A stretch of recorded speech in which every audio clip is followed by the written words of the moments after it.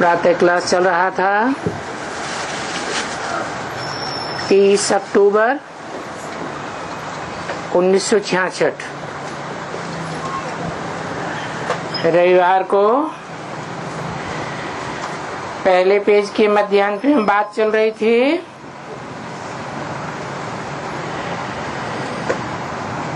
कि जब लक्ष्मी नारायण की राजधानी, सूर्यवंशी राजधानी, चंद्रवंशी राजधानी चल रही थी, उन्होंने कब बादशाही ली जरा भी नहीं जानते हैं। वो समझ सकते हैं कि सतयुग में इनकी राजधानी थी। तो शास्त्रों में लिख दिया है सतयुग के आदि में लक्ष्मी नारायण का राज्य था।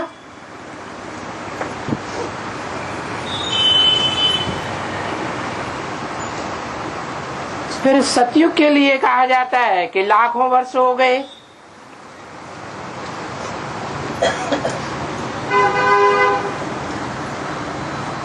तो बेचारे कैसे जाने,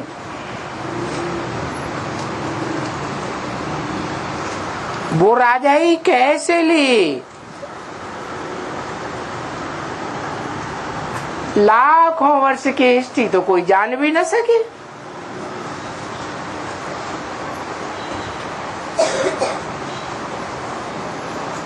फिर बाद में वो राजा ही कहाँ गई,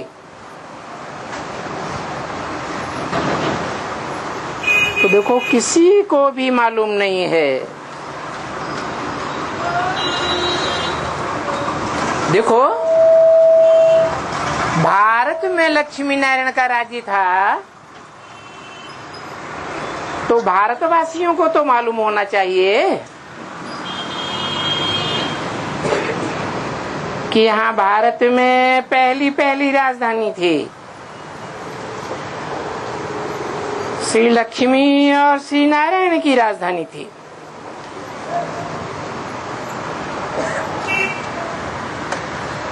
और उस 16 कला संपूर्ण राजधानी में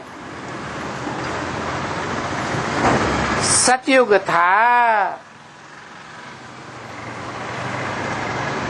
तो देखो बाप भी समझाते हैं सबको, भारतवासियों को, कि पहले यही चित्र हैं। कौन से? लक्ष्मी नारायण के। भले सोमनाथ मंदिर पहले बना, परंतु सोमनाथ मंदिर में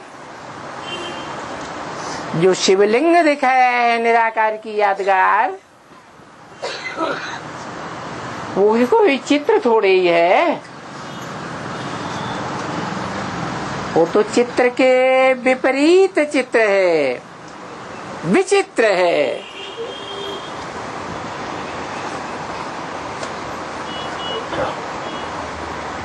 तो उन्हें लक्ष्मी नारायण को समझाने के लिए बाप ने अच्छा सा चित्र बनाया है।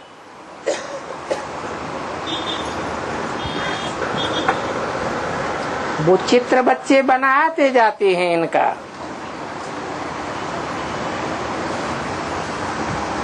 और भारत में मंदिर तो बहुत है लक्ष्मी नारायण के, बहुत चित्र हैं। देखो बिरला मंदिर में कितने अच्छे अच्छे चित्र बने हुए हैं।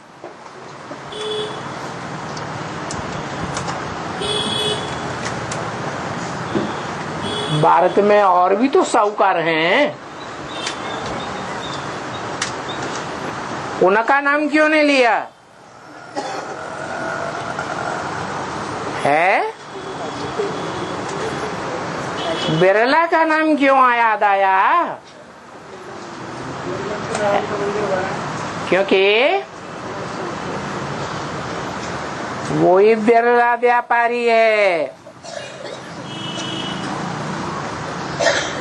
जिसकी यादगार भक्ति मार्ग में तैयार होती है।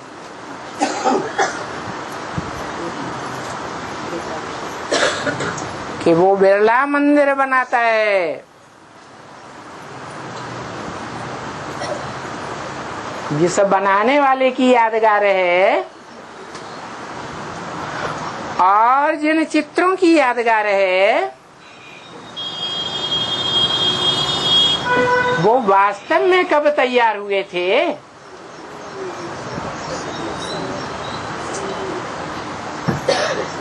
वो किसी को पता नहीं है।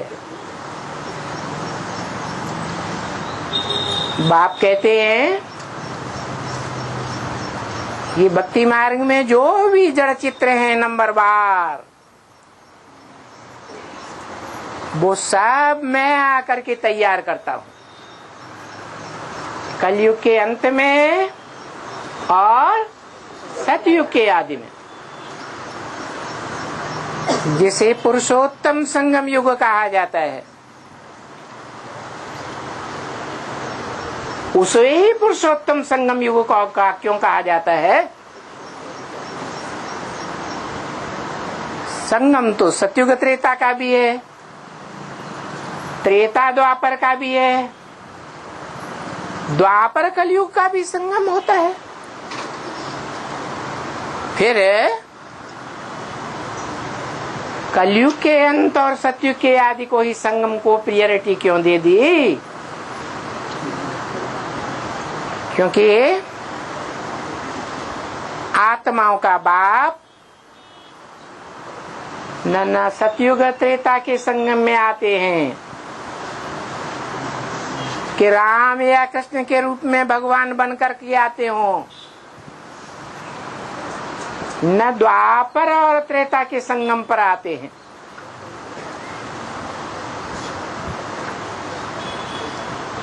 न द्वापर और कलयुग के संगम पर आते हैं। जो शास्त्रों में लिख दिया है कलंकी अवतार लेकर आया, कलयुग में आया नहीं, सिर्फ कलंकीधर नहीं है, वो तो खास करके सारे भारतवासियों को कलंक को धोने वाला है और आम सारी दुनिया के पापों को धोने वाला है।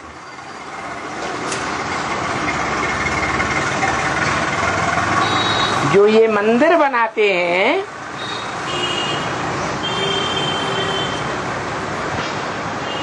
वो कोई ज्ञानदाता के दिए हुए ज्ञान को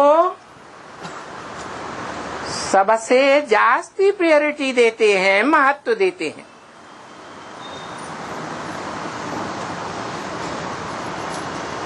ज्ञान धन का बड़ा व्यापारी है,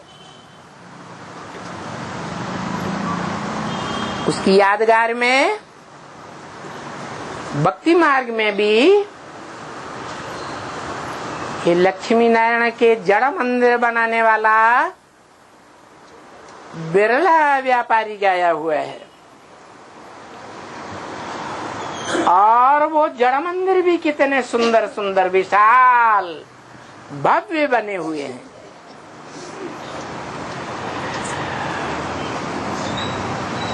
अभी भी वो लक्ष्मी नारायण का मंदिर बहुत भव्य और बढ़ाते चले जाते हैं।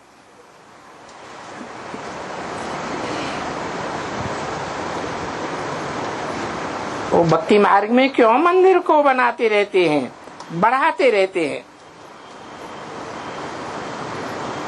क्योंकि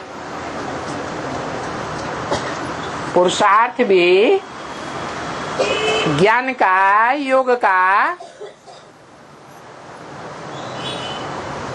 यज्ञ सेवा का, धारणाओं का पुरुषार्थ धीरे धीरे बढ़ता है या एकदम बढ़ जाता है।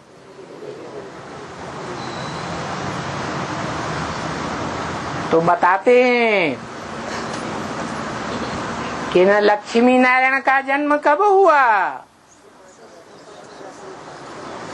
जन्म होने के बाद ही तो पुरुषार्थ करेंगे,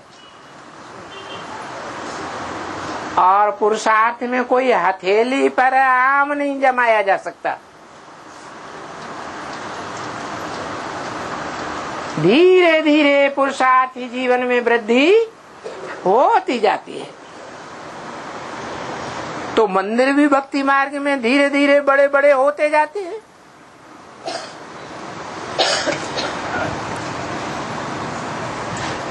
क्योंकि बनाने वाले जो भी हैं नंबरवार हैं, साहूकार, और वो इसलिए बनाते हैं कि हमारे धन की वृद्धि होती रहे। ये भावना कहाँ से आती है? इस भावना का फाउंडेशन कहाँ पड़ता है? जब भगवान संगम युग पर इस सृष्टि पर आते हैं तो ज्ञान धन बढ़ने का भी भावना बढ़ती रहती है। धीरे धीरे ज्ञान लौकिक दुनिया की तरह बेसिक में एडवांस की ओर जाता रहता है। इतना ज्ञान बढ़ता है, इतना ज्ञान बढ़ता है कि एक एक मनुष्य आत्मा अपने अनेक जन्मों की हिस्ट्री को जान लेती है। क्योंकि आत्मा पार्टधारी है ना। ये सृष्टि एक रंगमंच है ना। इस रंगमंच पर आने वाला हर पार्टधारी अपने पार्ट को जानेगा तब ही तो बजावेगा। तो ये जानने का मादा आत्मा में, मन बुद्धि में कब भरा जाता है? संगम युग में भरा जाता है। हर मनुष्य आत्मा जो पहले बेवकूफ पार्टधारी थी, जिनको अपने जन्म जन्मांतर के बदले हुए चोले का, पार्ट का ज्ञान ही नहीं था, वो आत्मा बेवकूफ से कैसी बन जाती है? बुद्धिमान बन जाती है। क्योंकि बुद्धिमानों को भी बुद्धि देने वाला एक ही बाप है, और कोई भी मनुष्य मात्र नहीं। चाहे वो कोई भी बड़े से बड़े धर्मात्मा, धर्म पिता हुए हों।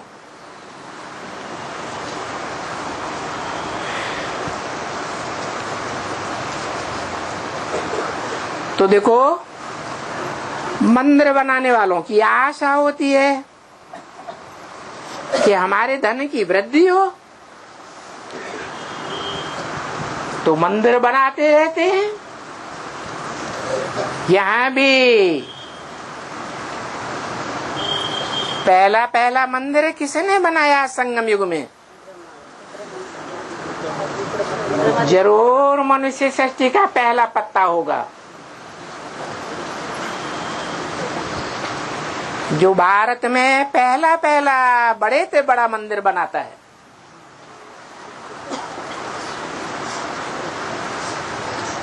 कहाँ बनाता है? अहमदाबाद में ही। क्यों? क्योंकि भक्ति मार्ग में भी आज यादगार में सागर के कंठे पर सोमनाथ का मंदिर यादगार बना हुआ है। तो सागर है, चैतन्य ज्ञान सागर है, जहाँ से चैतन्य ज्ञान सागर में बेसिक ज्ञान का बीज पड़ता है, वहां समंदर के किनारे ही यादगार बनी हुई है। भक्ति मार्ग में भी यादगार बनी हुई है। और माउंट आबू जहां से भगवान बाप प्रत्यक्ष होते हैं, जिसे जैनियों में भी अष्टापद पर्वत गाया हुआ है, जहां से 8 पद ऊंचे से ऊंचे डिक्लेयर होते हैं, उसके नजदीक, सबसे नजदीक अहमदाबाद में ही सेंटर खोला जाता है, जहां से संसार के सारे मनुष्यों की बीज रूप आत्माएं लक्ष्मी नारायण प्रत्यक्ष होती हैं। तो लक्ष्मी नारायण से, जिसको विष्णु, महानारायण या महालक्ष्मी कहते हैं, तो महालक्ष्मी से धन मांगते हैं, है? नारायण से क्यों नहीं मांगते है? क्योंकि संगम युग में भी जब भगवान बाप आते हैं, तो जो बड़े से बड़ी भक्ति ने है, कौन है? लक्ष्मी। वो बड़े से बड़ी ज्ञानी बन जाती है, बांटने वाली, ज्ञान देने वाली बन जाती है। और लक्ष्मी से किसने मांगा है? बेसिक में पहले किसने मांगा? नारायण ने मांगा था। इसलिए जो भी मनुष्य मात्र हैं, सब नारायण को फॉलो करते हैं। किससे धन मांगते हैं? लक्ष्मी से धन मांगते हैं। 30/10/1966 की वाणी का दूसरा पेज। और कब मांगते हैं? है भक्ति मार्ग में दीपावली पर मांगते हैं, जब दीपकों की घर घर में लाइनें की लाइनें जलाई जाती। तो शूटिंग पीरियड में क्या होता है घर घर में जब आत्मा रूपी दीपक जगाए जाते हैं, जग जाते हैं, तो उस दिन सारी मनुष्य आत्माएं लक्ष्मी से ही भारत में धन मांगती। हर दीपमाला पर अभी देखो दीपमाला आएगी तो बच्चे श्री लक्ष्मी, उसको महालक्ष्मी कहते हैं ना।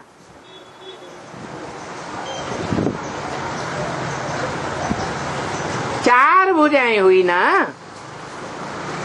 क्यों? एक व्यक्ति को 2 भुजाएं होती हैं या 4 भुजाओं का उसके कुल में कोई पैदा होता है? 2 भुजाएं होती हैं, परंतु 2 आत्माएं हैं। एक है लक्ष्मी, जिसे छोटी माँ कहा जाता है, और दूसरी है जगदम्बा, जिसे बड़ी माँ कहा जाता है। दोनों आत्माओं के संस्कार मिलकर के एक हो जाते। लक्ष्मी को महागौरी कहते हैं और जगदम्बा जब तमो प्रधान बनती है तो उसे महाकाली कहते हैं। दोनों के संस्कार मिलकर के एक हो जाए तब महालक्ष्मी कहा जाता है। तो देखो 4 भुजाएं हो जाती हैं, उनको लक्ष्मी नारायण का कंबाइंड रूप विष्णु कहा जाता है। अर्थात विष्णु को 4 भुजाएं हैं। भुजा माने मददगार है नंबर बार। कोई दाईं ओर की और कोई बाईं ओर की भुजाएं। दायां हाथ शुभ कर्म करने के लिए माना जाता है और बाएं हाथ से क्या करते हैं? गंदगी साफ करते हैं। तो क्या ऊंचे नीचे हो गए हैं?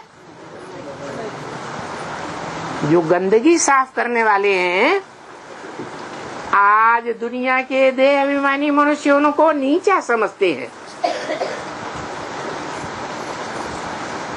और भगवान बाप तो सदा काल आत्मा अभिमानी है। मनुष्यों आत्माओं को भी आत्मा अभिमानी आकर बनाता है। तो जो आत्मा अभिमानियों का समूह है वो ऊंच नीचे का भेद गंदगी साफ करने वालों में और जो दान धर्म किया जाता है अच्छे काम उनमें भेद नहीं मानता है। कोई भी कार्य करो भावना से किया जाएगा तो अच्छा फल देगा या बुरा फल देगा? अच्छा ही फल देगा। तो बोला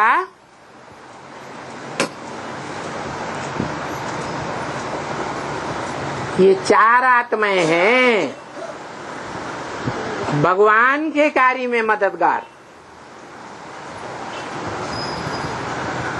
दाईं ओर की जो 2 भुजाएं हैं उनमें है लक्ष्मी। कौन सी? जगदम्बा के रूप में या लक्ष्मी के रूप में है? ओम राधे जगदम्बा ने पहले पहले आगे बढ़ करके ईश्वरीय ज्ञान को समझा, एक एक पॉइंट को पकड़ करके विस्तार में मुरली चलाती थी। तत्कालीन भगवान के जो भी स्टूडेंट्स थे उनमें कोई इतना होशियार था है और प्रूफ भी दिया कि ज्ञान का सबसे मूल पॉइंट ओम राधे मम्मा ने उठाया। क्या? कि आत्मा ज्योति बिंदु है, अणोहणियांसम गीता में गाई हुई है, अणु से भी अणु अत्यंत सूक्ष्म। तो जैसा बच्चा वैसा बाप। बच्चा लंबा होगा सांप की तरह तो बाप भी लंबा होगा। बच्चा हाथी की तरह मोटा ताजा होगा तो बाप भी हाथी जैसा ही होगा। आत्मा अति सूक्ष्म ज्योति बिंदु है तो आत्माओं का बाप भी ज्योति बिंदु ही होना चाहिए। तब से सारा ही ब्राह्मण परिवार जो पहले लाल लाइट के गोले को भगवान के रूप में याद करता था, वो भगवान को किस रूप में याद करने लगा है? हाँ, निराकार के रूप में याद करने लगा। जो निराकार रूप उस बड़े गोले के अंदर दिखाया जाता, वो बड़ा गोला लाल लाइट का साकार की यादगार और बिंदु उसमें आत्माओं के बाप की यादगार। इसलिए आज के जितने भी मंदिर हैं शिव के, जो दुनिया में बड़े से बड़ी तादाद में दिखाए गए,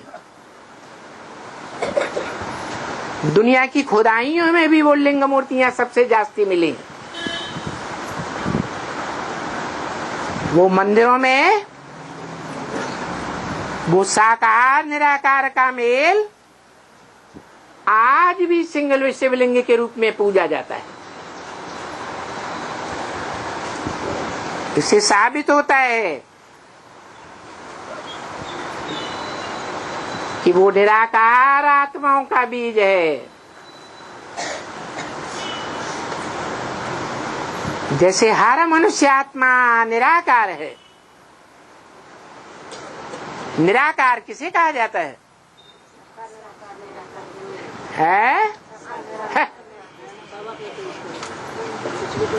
ये क्या बोल दिया? साकार निराकार का मेल आत्मा कही जाती है। निराकार का अर्थ है जो इन आंखों से न देखा जा सके, इन कर्मेंद्रियों से न पकड़ा जा सके। कर्मेंद्रियों से पकड़ नहीं हो सकती इसकी, क्योंकि कर्मेंद्रियां स्थूल हैं या सूक्ष्म है? स्थूल है। जैसे मलेरिया के कीटाणु होते हैं, मलेरिया वाले व्यक्ति में से वो एक बूंद खून निकाला जाता है तो देखने में तो कोई भी कीटाणु नहीं आता है इन आंखों से, परंतु उसको जब यंत्र से देखा जाता है तो एक बूंद में अनेकों कीटाणु दिखाई पड़ते हैं।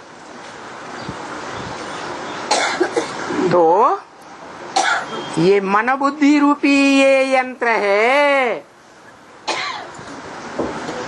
जो यंत्र इतना सूक्ष्म है कि इन आंखों से नहीं दिखाई देता, परंतु समझा तो जा सकता है। किसी मनुष्य में से वो मन बुद्धि रूपी आत्मा निकल जाती है तो उस मुर्दे में कोई अंतर देखने में आता है? हाँ, सारा शरीर ज्यों का त्यों, परंतु आंखों की रोशनी चली जाती है। इससे साबित होता है कि आत्मा ज्योति बिंदु स्वरूप है और वो आत्मा इस शरीर में उत्तमांग में निवास करती है। बड़ी पूरी प्रकृति के बीच में निवास करती है। जैसे राजा अपनी सभा में ऊंची गद्दी पर बैठेगा या नीचे बैठेगा, तो ये शरीर रूपी राज्य है आत्मा का। वो आत्मा रूपी राजा इस शरीर में जो उत्तम से उत्तम अंग है, उत्तमांग जिसे मस्तक कहा जाता है, उस मस्तक में अपने प्रधानमंत्रियों के बीच में बैठता है। कौन सी प्रधान इंद्रियां? 2 आंखों के बीच में। ये 2 आंखें कौन है? ये 2 आंखें उस भगवान की वो आंखें हैं जो भारतवर्ष में मनुष्य के रूप में, देवता के रूप में और भगवान के रूप में भी पूजी जाती है। क्या नाम है? राम और कृष्ण। कृष्ण वाली आत्मा मृदुल है,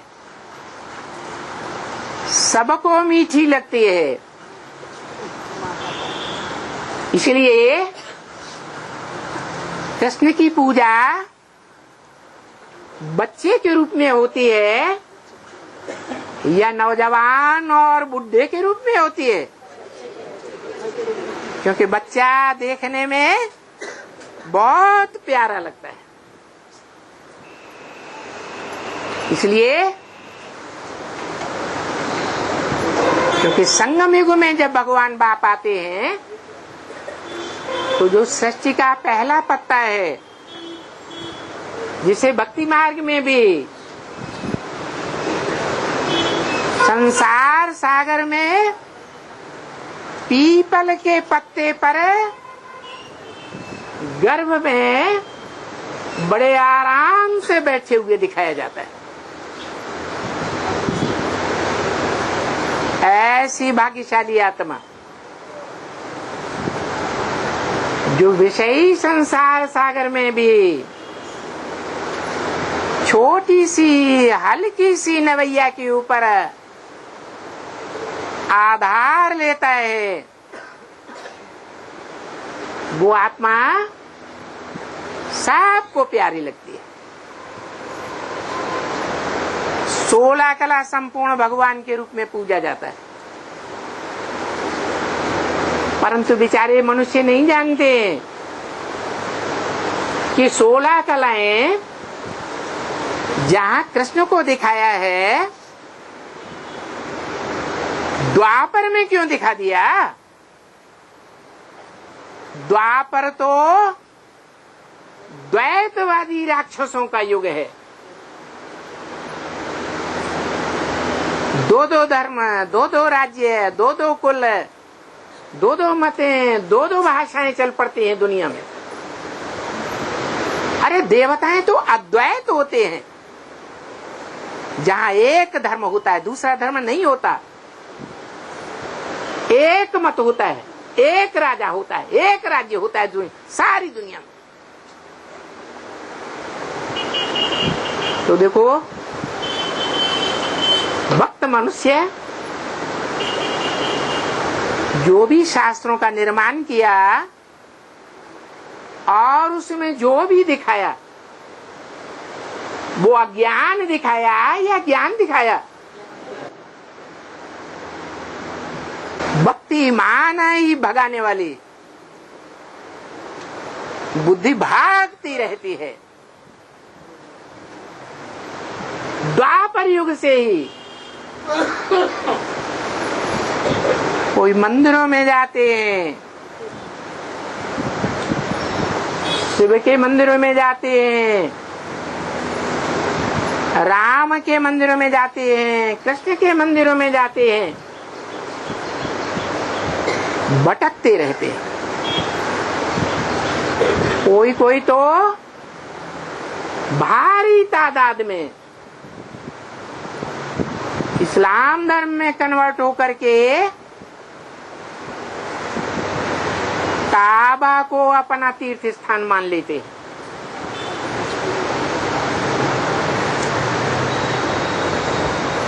और मस्जिद में जाकर के भटकते हैं।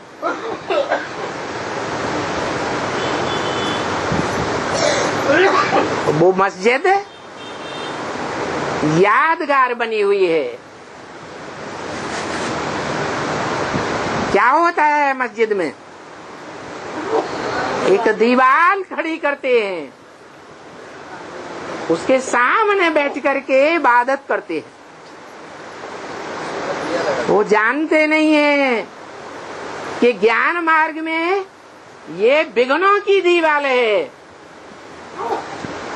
जो उन इस्लामियों को, मुस्लिमों को आगे नहीं बढ़ने देती। उनकी कुरान को देखो और गीता को देखो, दोनों धर्म ग्रंथों में क्या अंतर है?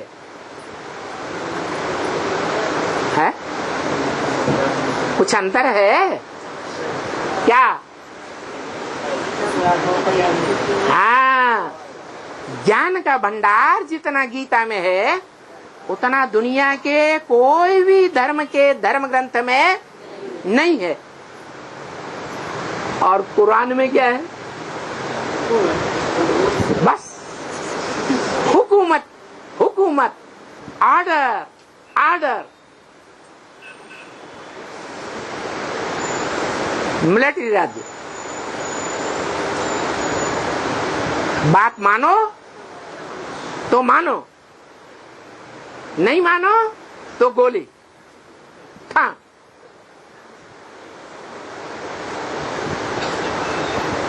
अरे मनुष्य तो मन बुद्धि वाला है ना, जानवर तो नहीं है।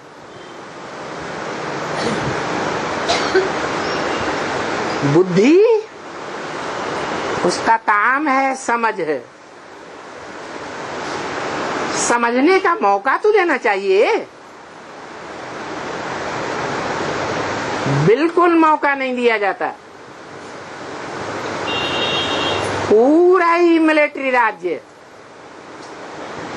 जैसे मिलिट्री में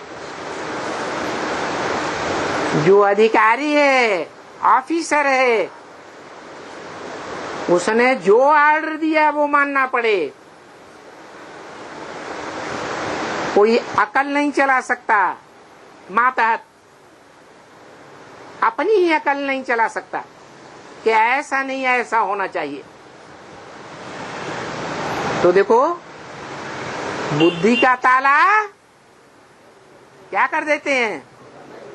बंद कर दिया जाता है। इसका फाउंडेशन कहाँ पड़ता है? संगम युग में फाउंडेशन पड़ता है। ये मिस, ये जिद करने वाली ऐसी कुमारी कोई ज्ञान मार्ग में आती है जो बेसिक में चलने वाले सब ब्राह्मणों की बुद्धि को ताला लगा देती है। न खुद भगवान बाप को पहचानती है, न औरों को पहचानने देती है। तो क्या कहेंगे? विघ्नों की दीवार है या नहीं है? है विघ्नों की दीवार। वो स्त्री रूप में आती है या पुरुष रूप में आती है? स्त्री रूप में आती है। तो देखो, बात चल रही थी विष्णु की 4 भुजाओं की। उनमें बुद्धि की देवी कौन कही जाती है भारत में? सरस्वती, जगदम्बा। बुद्धिमानों की बुद्धि की देवी। फॉलो किसको करती है? ब्रह्मा को फॉलो करती है।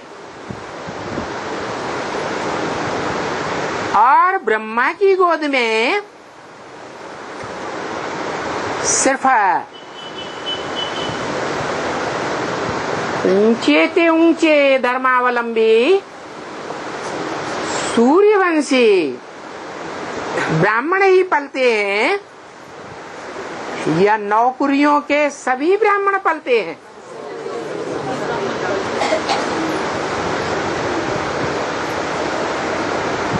जैसे दुनिया में 9 धर्म हैं जो भगवान को मानने वाले हैं, भगवान से प्राप्ति करने वाले हैं। उन 9 धर्मों में जो भारतवासी हैं वही टाइम टू टाइम कन्वर्ट होते रहे।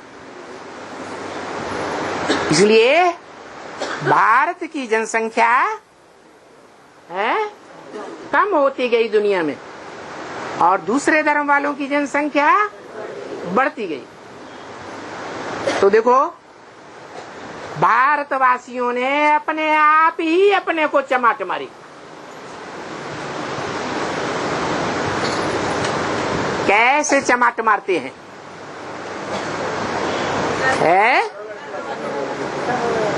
कौन चमाट मारते हैं? सूर्यवंशी चमाट मारते हैं या और धर्मों के जो फॉलोअर्स हैं,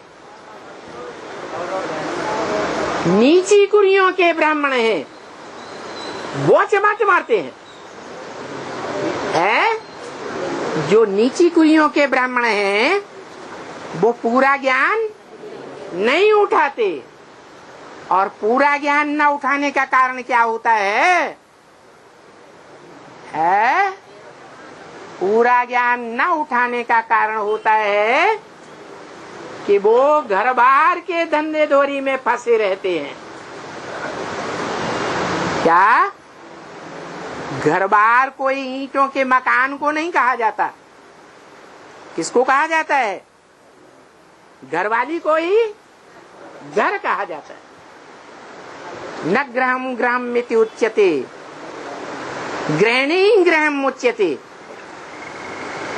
गृहम ही गृहिणीहीनम अरण्य सदृशम्मतम। घर को घर नहीं कहा जाता। जो घरवाली है उसी को घर कहा जाता है। जो घर गृहिणी से विहीन हो जाता है वो जंगल बन जाता है, घर नहीं कहा जाता। तो वास्तव में जिस घर में गृहिणी अच्छी हो, आज्ञाकारी, वफादार, फरमानबरदार, ईमानदार गृहिणी है, तो घर स्वर्ग बन जाता है, नहीं तो घर नरक बन जाता है। तो भगवान जब आकर के इस दुनिया में सारी वसुधैव कुटुंबकम की स्थापना करता है, तो यहाँ भी ये नियम लागू होता है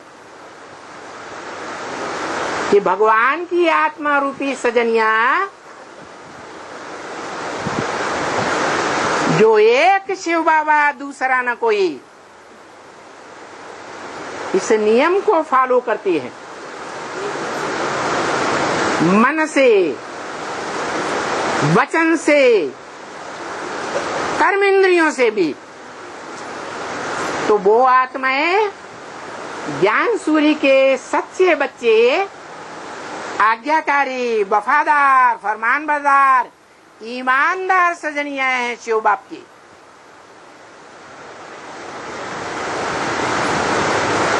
और जो बाकी कुरियों के ब्राह्मण हैं वो इस नियम को फॉलो नहीं करते हैं। कोई तो गांठ बांध लेते हैं कि हमें विकार में जाना ही जाना है। भगवान बाप का आर्डर है कि पिछले जन्मों में तो विकारी इंद्रियों का सुख भोगते ही रहे ना, अब ऐसे एक जन्म में, वो भी बहुत थोड़े समय के लिए, अनेक जन्मों की प्राप्ति करने के लिए, अगर विकारों को छोड़ भी दिया इच्छा मात्रम अविद्या कर दिया तो क्या बड़ी बात होगी। लेकिन जो और धर्मों में कन्वर्ट होने वाली आत्माएं हैं, जो भगवान बाप के भारत में आने पर भारत में आकर के जन्म ले लेती है, इस अंतिम जन्म में नीची कुरियों के ब्राह्मण बन जाती हैं। और बाबा ने बोला है कोई पूर्व जन्म में वैश्या है, कोई पूर्व जन्म में क्या है, वैश्या है। इस जन्म में आकर के जब भगवान बाप इस सृष्टि पर आते हैं तो भला ब्राह्मण बन जाए पवित्र थोड़े समय के लिए, लेकिन फिर भी उसका अंतकाल क्या स्पष्ट करेगा कि वो अंतिम समय में वैश्याओं की तरफ ही चली जाएगी। अब यहाँ कोई स्त्रियों की बात नहीं है, यहाँ बात स्त्री और पुरुष दोनों की है। दोनों ही आत्मा रूपी सजनिया परमात्मा की हैं। आज नहीं तो कल उनको परमात्मा बाप की सजनी बनना ही पड़ेगा। परंतु पूर्व जन्मों के संस्कार होने के कारण, विदेशी धर्मों के संस्कार होने के कारण, अनेक जन्मों के संस्कार होने के कारण जो हिंदू आत्माएं देवताएं थे वो द्वापर युग से और धर्मों में कन्वर्ट होने के कारण और धर्मों के संस्कार धारण कर लेते हैं। और विदेशी विधर्मियों में ये संस्कार पक्के होते रहते हैं कि एक नारी से संतुष्ट नहीं होंगे जीवन में, एक डाइवोर्स देंगे, 2 तलाक देंगे, 10 तलाक देंगे और जीवन में व्यभिचारी बनते रहेंगे। तो आत्मा में सद्भाव बनने के संस्कार हुए या वैश्यावृत्ति के संस्कार हो गए? वैश्यावृत्ति के संस्कार पक्के हो जाते हैं। वो ही आत्माएं अभी संगम युग में, जहाँ संगम में पुरुष रूप में जो आत्माएं हैं, मनुष्य है, उनके बीच में पुरुषोत्तम प्रत्यक्ष होता है। कैसा पुरुषों में उत्तम? नारायण किस आधार पर बनता है उत्तम? उत्तम ते उत्तम सत्यनारायण बनता है।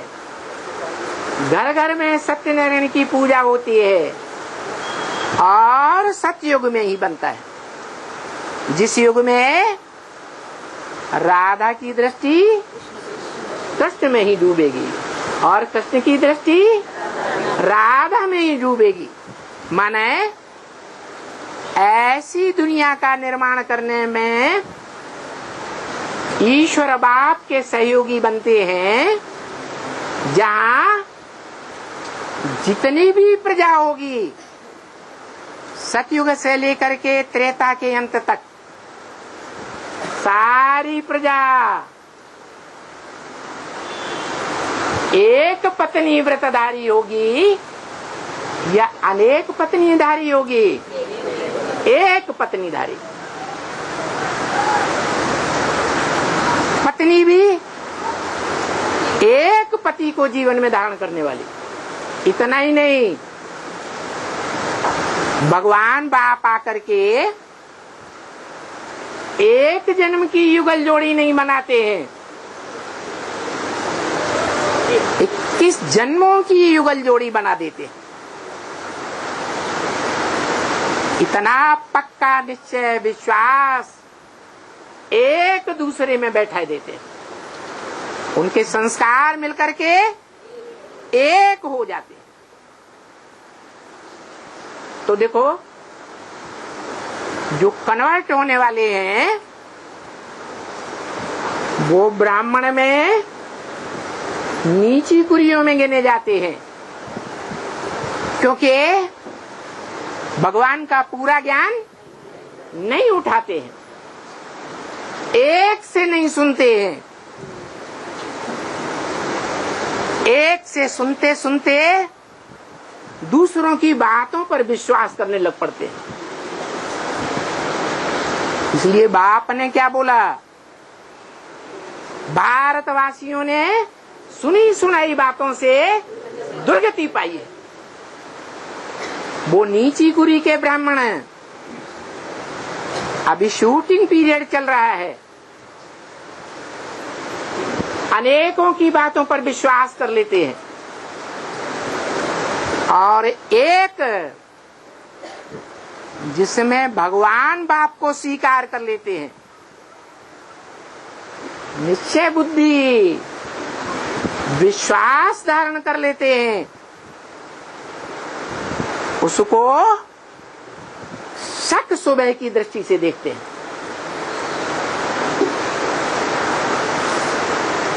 जो बिना प्रूफ और प्रमाण के कोई बात नहीं कहता। भगवान बाप जो भी पढ़ाई पढ़ाते हैं वो सारी बातें ब्रह्मम वाक्यम जनार्दनम, ब्रह्मा की वेदवाणी है और वो वेदवाणी अकाट्य है, उसको कोई काट नहीं सकता। परंतु फिर भी अविश्वास बैठ जाता है, अनिश्चय बैठ जाता है। क्यों? क्योंकि भारतवासियों की आदत है सुनी सुनाई बातों पर विश्वास कर लेना। मुसलमान आए, इस्लामी आए, जो भी सुनाया, भारतवासी देवताओं की ग्लानि की, सुनी और विश्वास कर लिया, कन्वर्ट हो गए। क्रिश्चियंस आए, भारतवासियों की, देवताओं की ग्लानि की और उस ग्लानि को सुनकर के कन्वर्ट हो गए। ये कन्वर्ट होना, ये संस्कार कहाँ के पड़े हुए हैं? 63 जन्मों के संस्कार पड़े हुए हैं। वो संस्कार बड़े प्रबल होते हैं।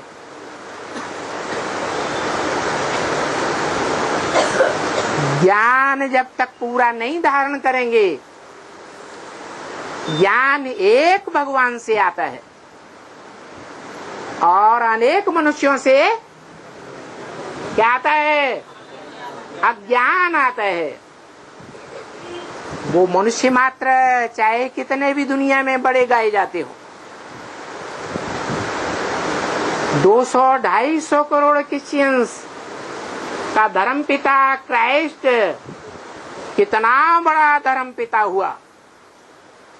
दुनिया की 500 करोड़ आबादी में से आधी संख्या तो होनी की हो जाती। वो भी अज्ञान सुनाते हैं या ज्ञान सुनाते हैं? उसका प्रूफ क्या है? अज्ञान का प्रूफ है नीचे गिरना, ठोकर खाना। अज्ञान को रात कहा जाता है। रात में मनुष्य ठोकरें खाते हैं या दिन में खाते हैं? तो ये अज्ञान रूपी रात है, द्वापर कलयुग। जब से इस दुनिया में इन देहधारी मनुष्य गुरुओं का आगमन हुआ है, 2500 वर्ष से पहले दुनिया में कोई धर्म नहीं थे, कोई धर्म पिता नहीं आया था। ये मनुष्य गुरु आकर के अज्ञान का अंधकार फैला देते हैं। तो ये अज्ञान का अंधकार उच्छेदन करने के लिए पहले पूरे अंधकार का पीछा करती हुई काल रात्रि महाकाली आती है। और उस महाकाली के पीछे कौन आता है? लाली माँ आती है। और लाली माँ के प्रत्यक्ष होने के बाद ज्ञान सूर्य प्रत्यक्ष होता है। तो महाकाली कौन हुई? जगदम्बा। ऐसा ज्ञान अंधकार फैलाएगी क्योंकि सारे जगत 500-700 करोड़ की अम्बा है। सबकी आंखों में देवान का धूल छोंक करके अंधा बना देती है, अपना फॉलोअर बना लेती है। यहाँ तक कि सारी दुनिया के मनुष्य मात्र में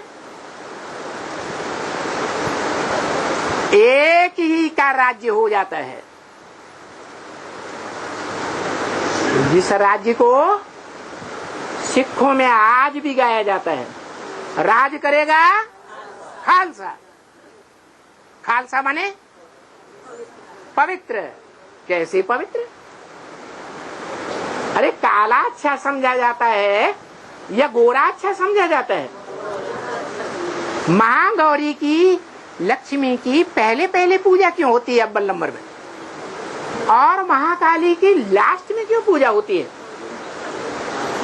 क्योंकि जो महागौरी है ये वो आत्मा है जिसका जन्म जन्मांतर का ये विरुद्ध है।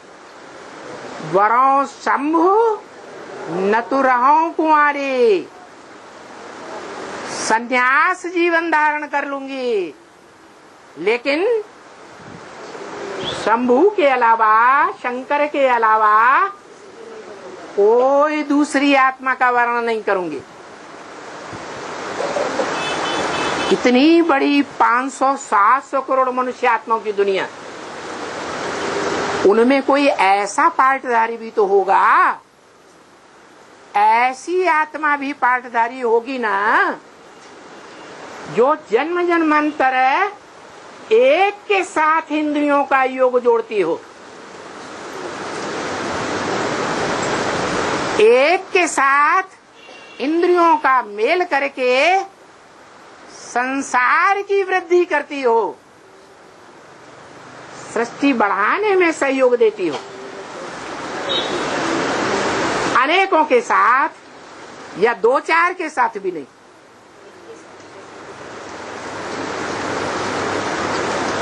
तो ऐसा पार्ट होगा या नहीं होगा? एक पत्ता तो जरूर होगा।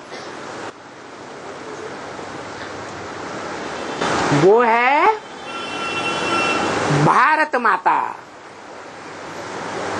है क्या नाम दिया? भारत माता। काहे में रत माता? भा माने ज्ञान की रोशनी।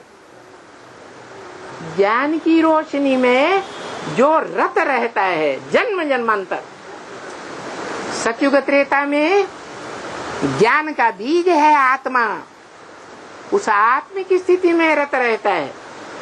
और द्वापर कलयुग में ज्ञान की बातों में ही रमण करता है। पहला कौन है?